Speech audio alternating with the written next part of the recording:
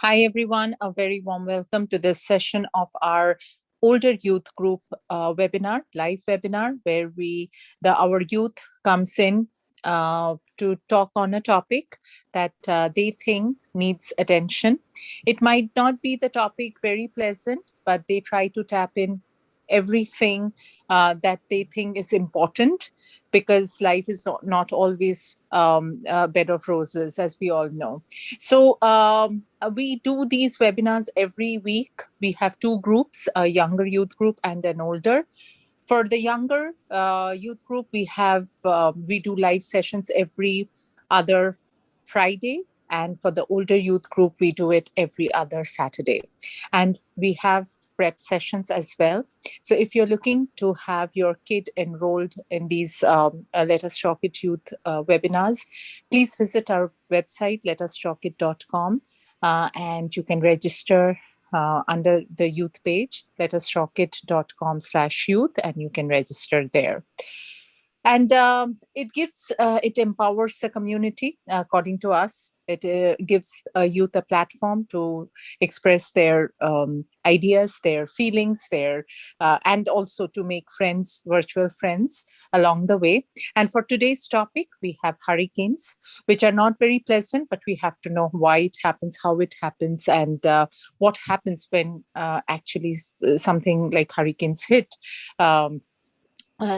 any place. So without any further delay, we begin our session today, and it will be moderated by Dev for the first time. And we are excited to have you, and also the other youth. All the best. Over to you, Dev.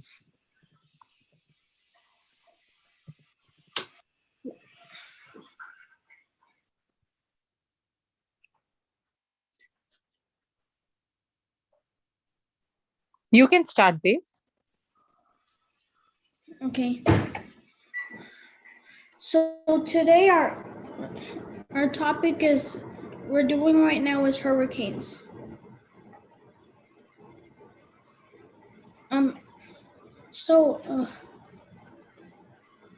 My name is Dave, and I go to try to find. My name is Dave, and I go to Treadiford Easttown Middle School. And my hobbies are just video games and sports. And today our topic is hurricanes. Okay, now the table of contents. A hurricane is a large rotating storm with high-speed winds that forms over warm waters in the tropical areas. Hurricanes have sustained winds of at least 74 miles per hour and an area of low air pressure in the center called the eye.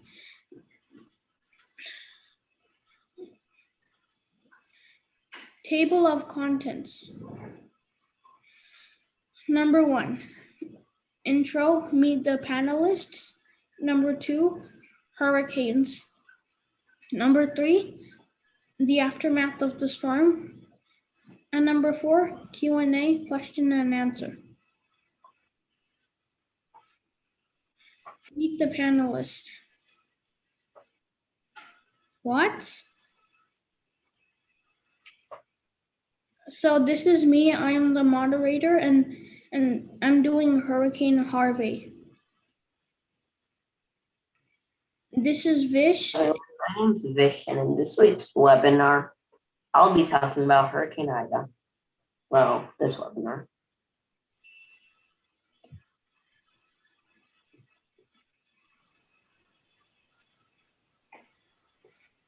Vivan? Yeah.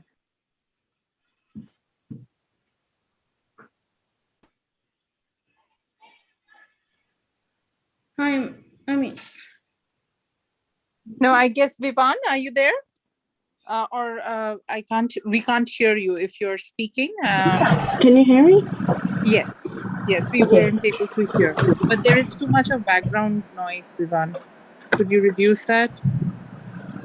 I don't know. Okay, I'm going to be talking about Hurricane Gobson. It was one of the most deadliest hurricanes of all time. Well, it didn't really affect many acres of land. We don't actually have accurate records because it happened like 100 years ago. This is why.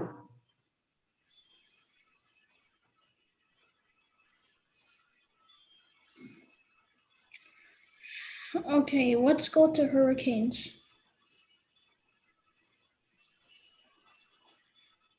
Hurricane Ida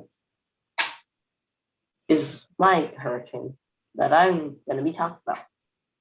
Hurricane Ida is one of the hurricanes that's currently going on. It's moving across the south and east of America right now. Next one. How it was caused. A quote from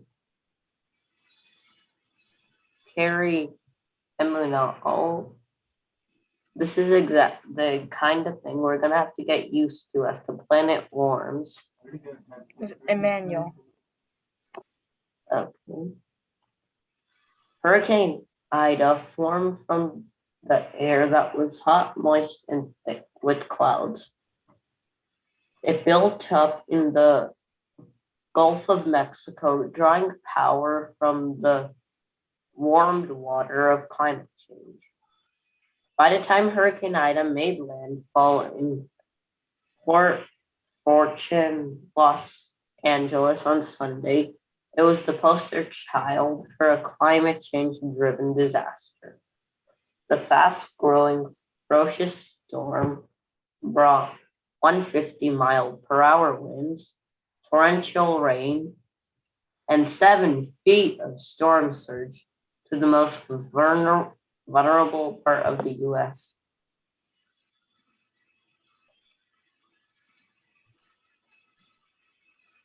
It rivals the most powerful storm to ever strike the state. Although Dave, I'm not done. You go back up. Sorry. Though Ida was downgraded to a tropical depression Monday, it still possesses a major threat as it makes its way across the southeast. Heavy rains could trigger flash flooding from Mississippi to Appalachia, including in areas where soils have already been saturated by unusually wet summers. Hurricane Ida formed and next slide. So, where Hurricane Ida struck. Some places that were affected by Hurricane Ida are Louisiana, Cuba, Venezuela, Atlantic Canada, Colombia, Jamaica, Northeast USA, East Coast USA, Gulf Coast USA. I know that's a lot of USAs, and more places that I do not have on the map. The red dots where it formed. Anyway, let's get into the text. Hurricane Ida stripped thousands of residents in the state of their power, their livelihoods, and wrecking their homes, and dropped the net worth to almost zero. That's sad. In this town, it's easy to see car. You're going to the wrong one. And in this town, it's easy to see the carnage of neighborhoods when driving around. Trailers crushed on their sides. We don't see that. I don't put text up, but it's in the speaker notes. Oh, Still on this slide? And it's there's no semblance of buildings at all. It's just wadded up rubble, ruined furnishings, and broken glass. People in Louisiana were out of water for 2 or 3 days. So they had to get water out of bayous. Can I do what those are? But people can come together at disastrous times like this. Next slide. And here's a slide about how hurricanes would be more likely with climate change. There's 2 more 60% chances of hurricanes forming, one near North America and one in the middle of the Atlantic. And then there's 140%. Anyway, you can play the video.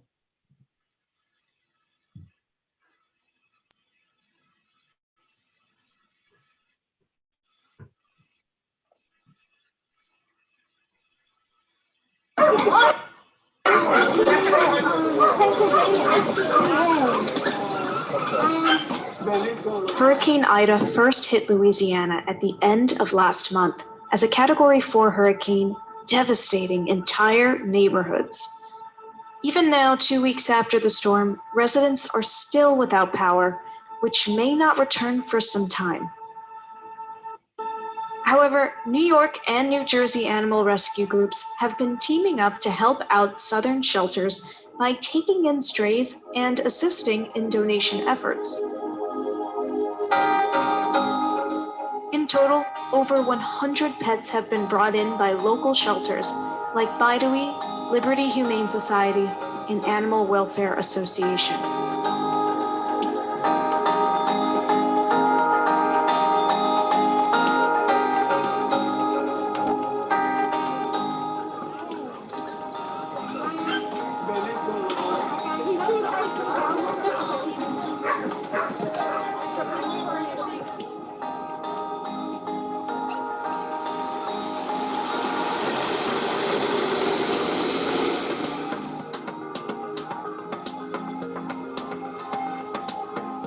Now, if you can't adopt a pet, there are ways to lend a helping hand. Check in with your local shelter.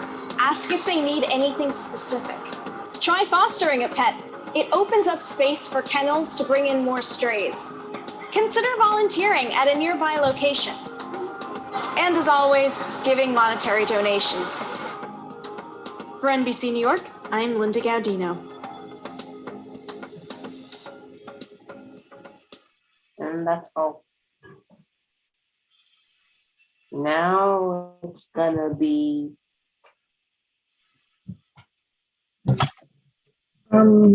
That was about Ida. I'm pretty sure you're talking about Harvey, right?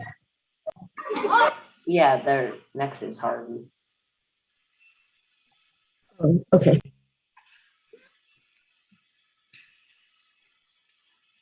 You're up. Hey. Hurricane Harvey.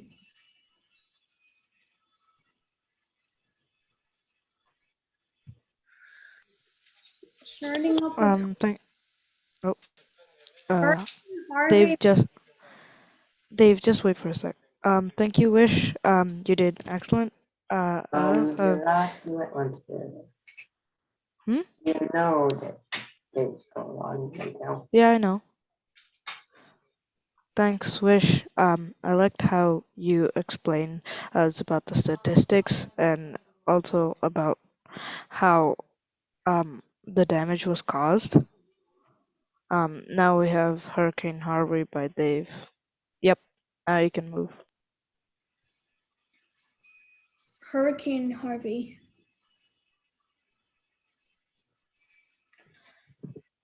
Hurricane Harvey made landfall on Texas and Louisiana, which caused catastrophic flooding and at least 103 deaths in 2017. How did Hurricane Harvey cause? It began as a slow-moving tropical storm in the Gulf of Mexico, which originated from a tropical wave off the west coast of Africa on August 13th, 2017.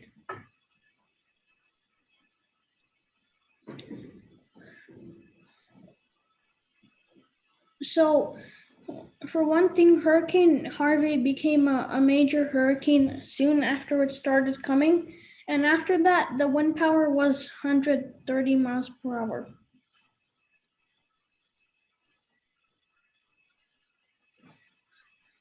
Five fun facts about Hurricane Harvey. Number 1. It made landfall 3 times in 6 days. Number 2. It went on for 4 days. August 25th through August 29th, 2017. Number 3. 2 feet of rain fell in the first 24 hours. Number 4. 1/3 of Houston was underwater. Number 5. The flooding forced 39,000 people out of their homes to shelters. So now I'm going to play a video about Hurricane Harvey.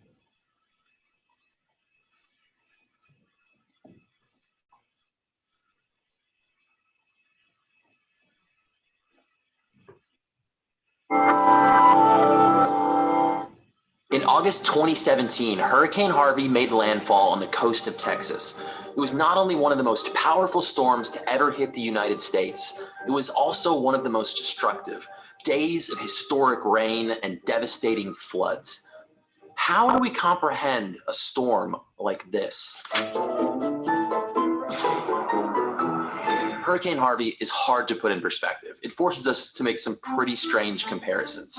Harvey dropped an estimated 27 trillion gallons of rain, and that's been compared to a cube with 2.8-mile sides, a giant raindrop floating over Manhattan, 4 Great Salt Lakes, or 65 weeks of Niagara's Horseshoe Falls pouring over Texas, or roughly the equivalent of 40,882,455 Olympic swimming pools. Now, I don't know about you, but I can't picture that many swimming pools. None of that really means anything to me. According to the hurricane scale, Harvey made landfall as a Category 4 and was later downgraded to a tropical storm. But this scale is based on wind speeds and doesn't really quantify risks like flooding. The government designates certain areas as 100-year or 500-year or even 1,000-year floodplains, but that's confusing too. If you live in a 500-year floodplain, it doesn't need floods happen there once every 500 years. It means a flood has a 1 in 500 chance of occurring every year. That might sound like the same thing, but it's not. These numbers are probabilities. Houston's had 3 500-year floods in the last decade because that's how probability works. If you've ever flipped a coin and gotten a string of tails, you know that despite the 50-50 chance of getting heads each time, events sometimes cluster together. With a coin, at least we know one side is heads and the other is tails and they're evenly weighted. With weather events like storms, probabilities are trickier to determine in the first place, let alone keep them accurate as the world's climate keeps changing. As cities like Houston and elsewhere grow and replace open land with roads and houses, they use whatever flood plan is in place when those things are built, even though future changes in storms or city development can make those old models out of date. There's also the puzzling effects climate change is having on big storms. There's not statistically more hurricanes these days, but warmer oceans mean already strong storms are getting stronger, dumping more rain and costing more in damage. So looking at one number, it might seem like nothing is changing, but looking at another, things are definitely changing. Knowing all that, though, the hurricane scale or the likelihood of a flood in your area or how global climate change is affecting your local weather, it's still incredibly difficult to understand what a superstorm might bring because people suck at understanding risk, especially long term. Folks who live in areas with frequent flooding tend to underestimate the risks they face. They're more likely to think they can hunker down and wait out the rising water. in general, we tend to rely too much on historical data. What's really alarming is that we underestimate longer-term risks like climate change the same way. According to a survey done by Yale, people overwhelmingly agree that climate change is happening and will affect other people in the country. But if you look at who thinks climate change will affect them personally, pretty much nobody, which doesn't make a lot of sense because every year more and more people are experiencing the worst effects of the changing climate, millions of them.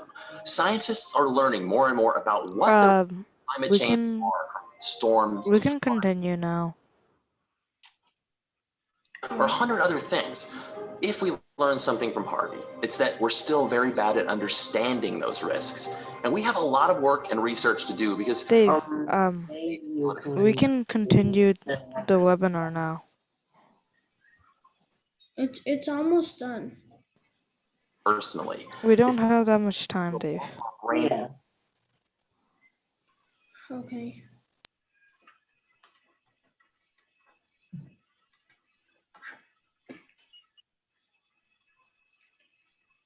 So next slide is my conclusion.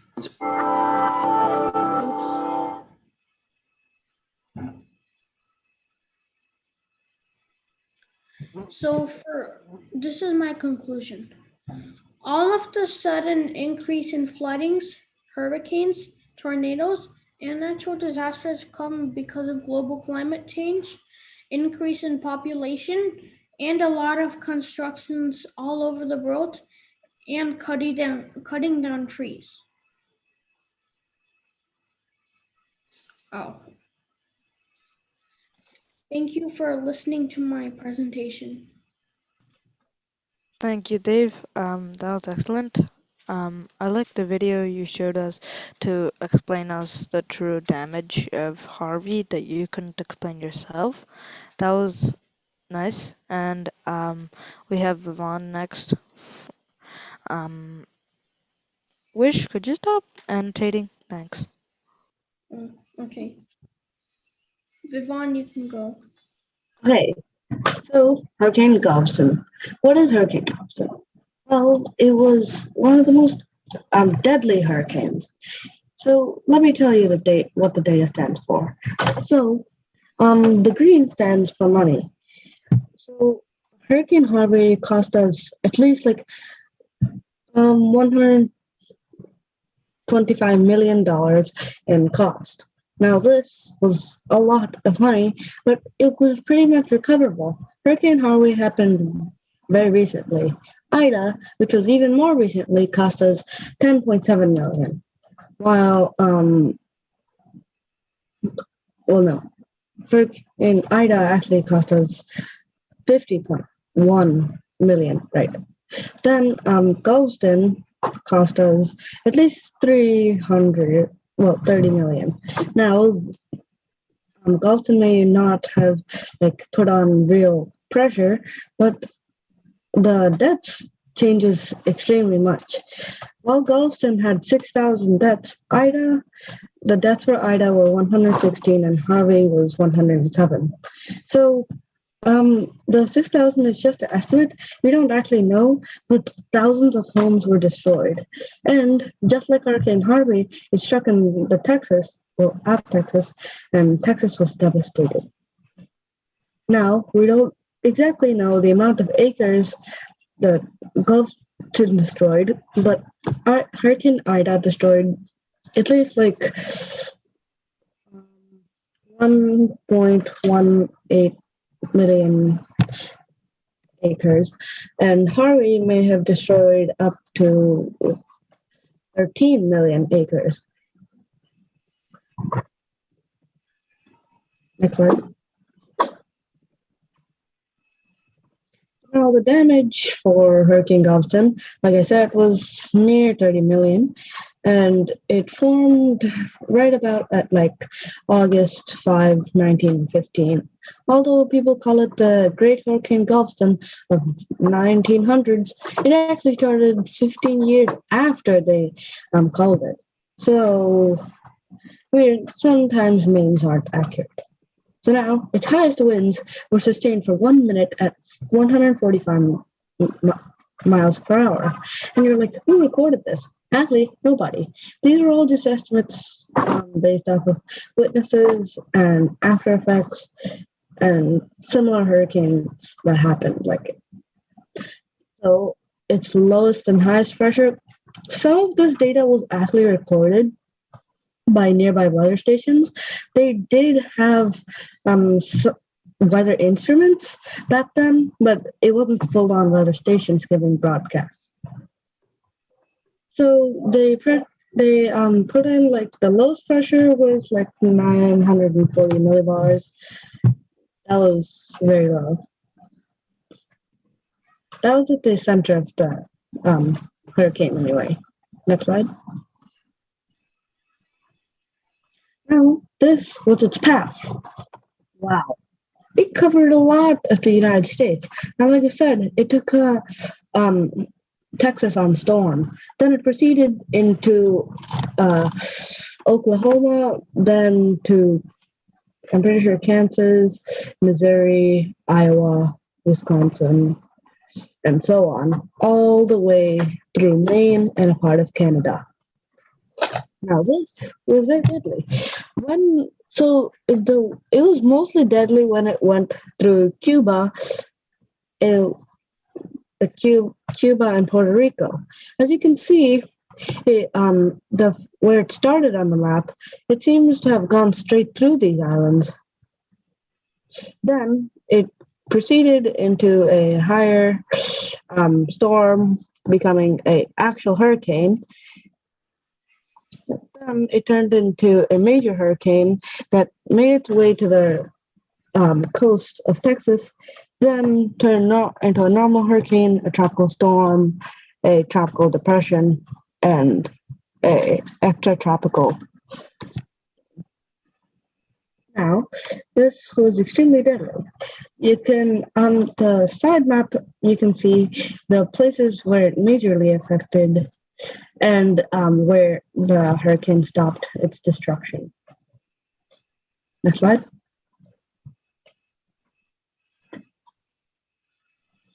So this estimated formation plate was near the Cuba Islands that it destroyed.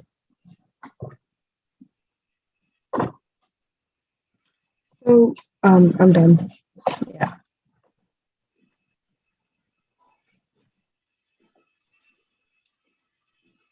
You can make comments on Yvonne's presentation, Dave. What? You can make comments on Virat's presentation, of Yvonne's presentation.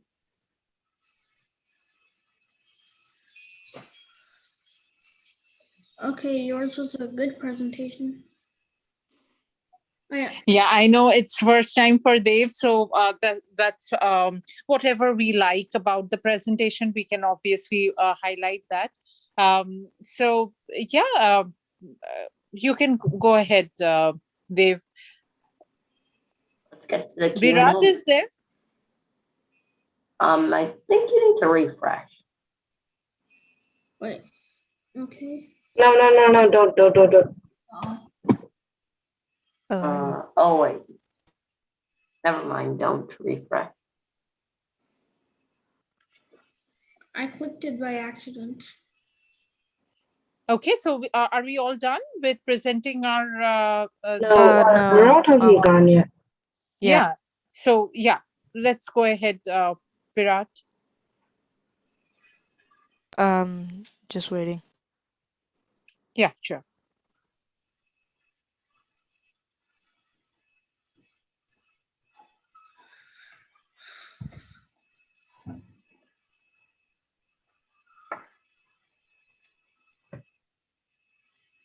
Yeah, it's always tough for the first time. But we'll get used to, we'll learn along our way.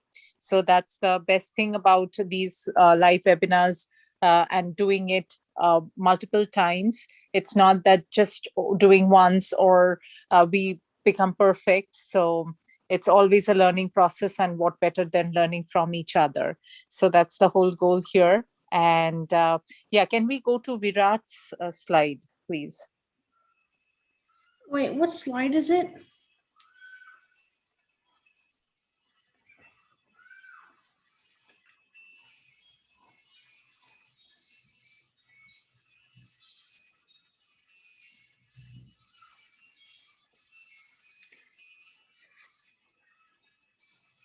Wait, how do we get to your slide? Is it all the way at the end? Wait, his is all the way at the end? Yeah. Oh.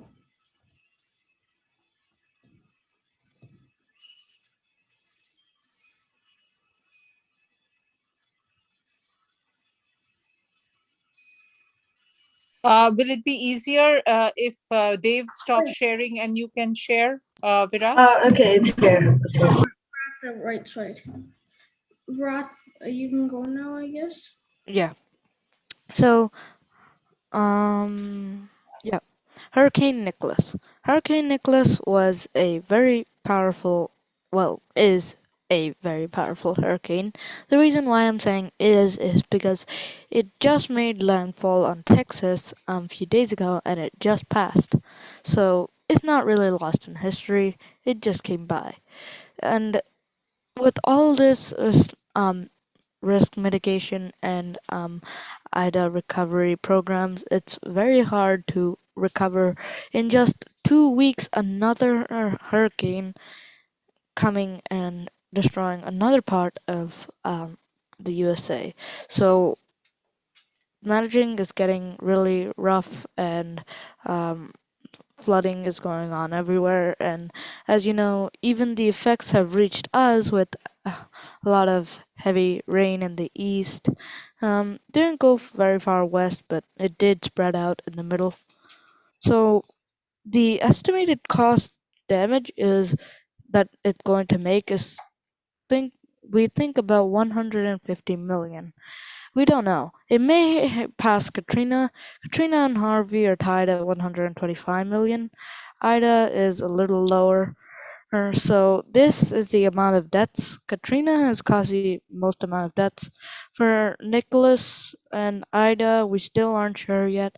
There are still some aftermaths, so we would have to count that in. There are 68 deaths so far for Hurricane Nicholas. So this bar chart is showing the total damage. Oh, I didn't mean by cost in billions. I meant cost in millions. But anyways, this is a small chart on the amount of damage in the USA to all these hurricanes, all the ones that we just talked about: Ida, Harvey, Nicholas, and Katrina.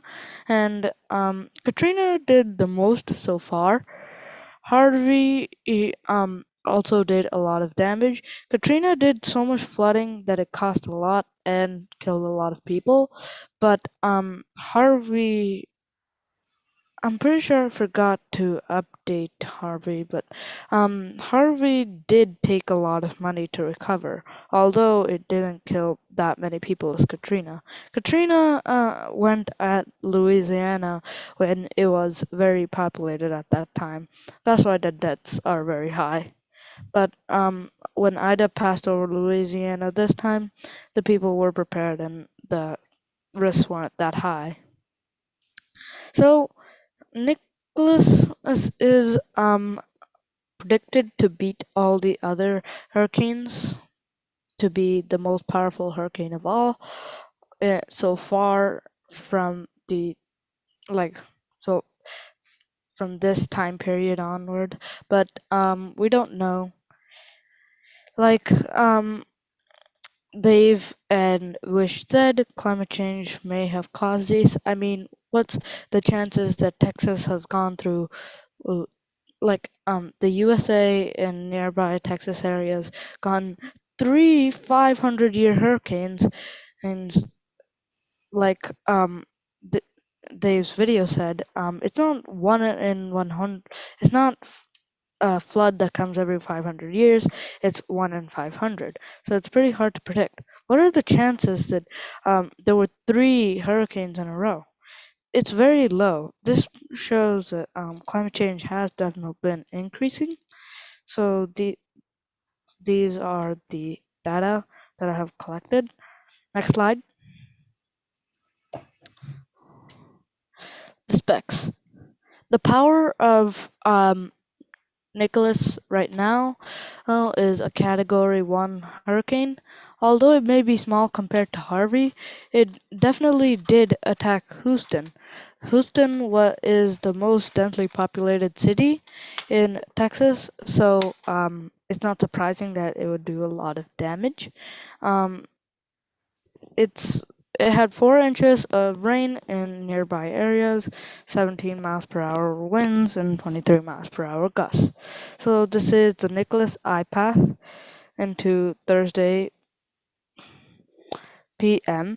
and Nicholas just has made landfall on 6 p.m. Monday, and it swept through Texas on 1 p.m. Thursday. So it lasted for a long time. It was mostly a tropical depression or a tropical storm, but even with that title, it was definitely strong and it did definitely do a lot of damage. It raised to a hurricane on landfall, meaning that means that it's rapid amplification. This means that when a storm rapidly increases in category of storms, like let's say there was a tropical depression like Nicholas, then right upon landfall, it immediately jumps up to Category 1 or Category 2.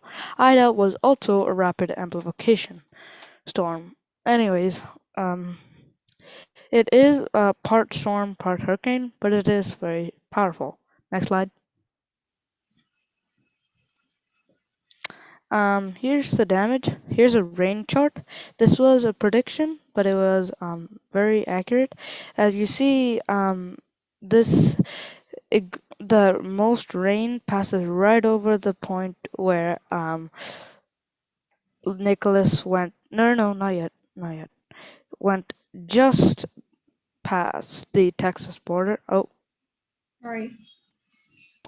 and now it spreads out onto the path. Now it left Texas and it landed in LA.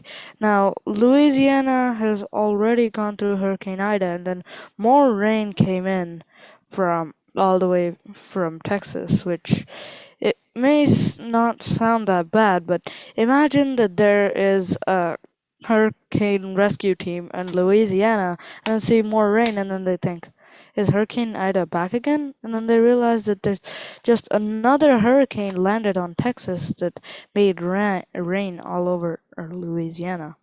So, as you see, most of the rain, like a lot of Louisiana, was covered by the rain. Now let's see the video. This is some of the damage that Hurricane Nicholas did. Okay. It shows the amount of flooding there was.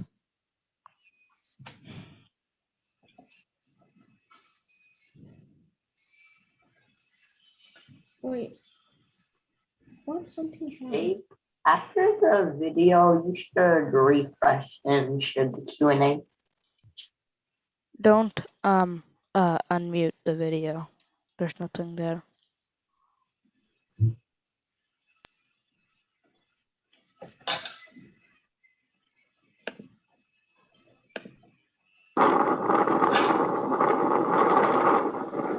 Can I start from the beginning?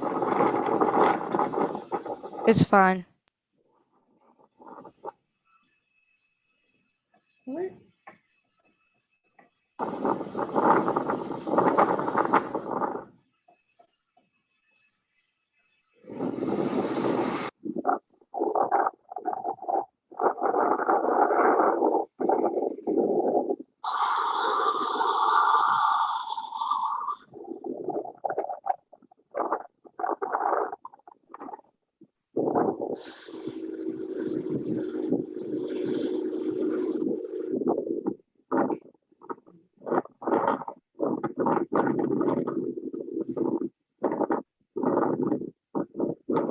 Interrupt. Where is all this damage at? This is near Texas, Houston. Oh wow. Does not look It like looks just as damaged as Ida did. Definitely, if you see few of the more touched by Ida parts, then you'll see more destruction. But this is like minimal damage, I would say. You Ida's could flood you could can do see that more. much damage. Anyway, Yeah, that's all. Yeah, no. Now we can get you need to to the Q&A. refresh. Yeah. Unpresent and present. I mean, yeah, unpresent and present again. Wait, present what again? Just stop presenting the slide deck and then present it again. Oh, okay.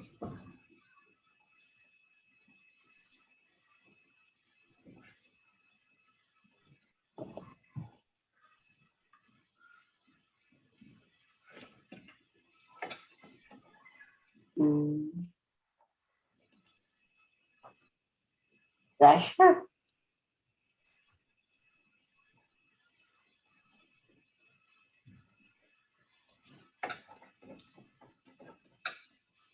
Okay, I think you forgot to refresh. Q&A somewhere in the. Where's the Q&A? You need to stop presenting the slides. Oh, okay. Not like that. Oh well.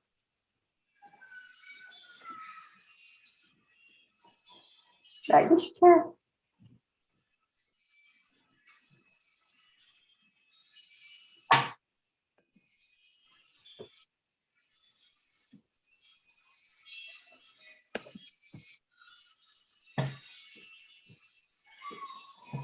Anyway, Oh,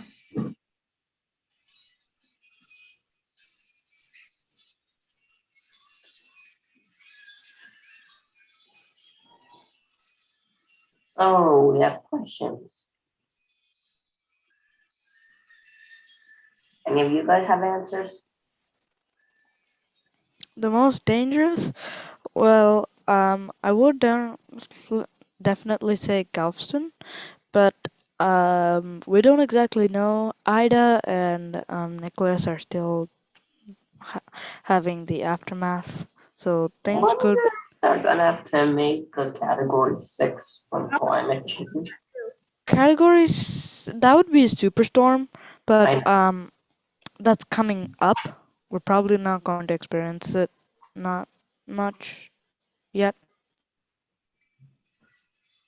So then we also have how do you stay safe?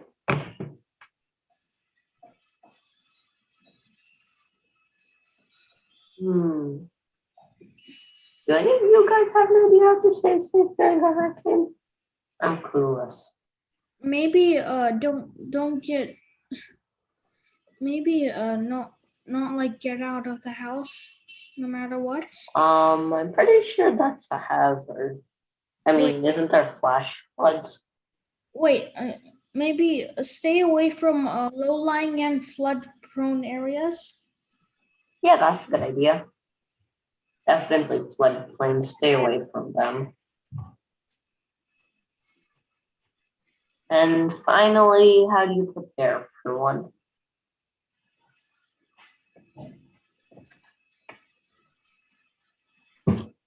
Any of you guys have an idea how to prepare for a hurricane? I'm pretty sure Not yet. they set up.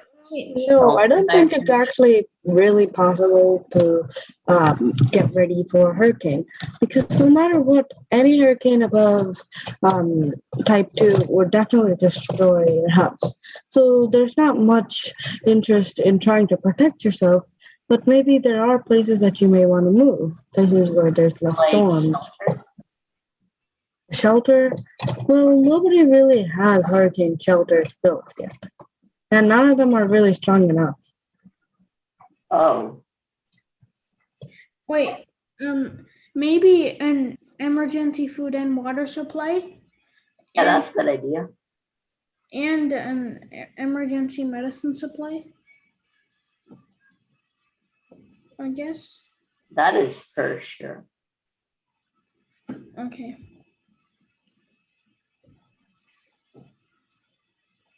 Wait, also, emergency power sources such as flashlights. And don't forget extra batteries for that. Yep. And I guess that's all.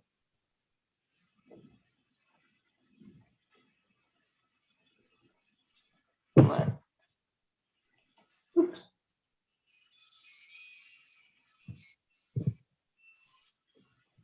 And stop sharing. Anyway, that's it for this week's webinar, I guess. Yeah. Okay. Jill Monty?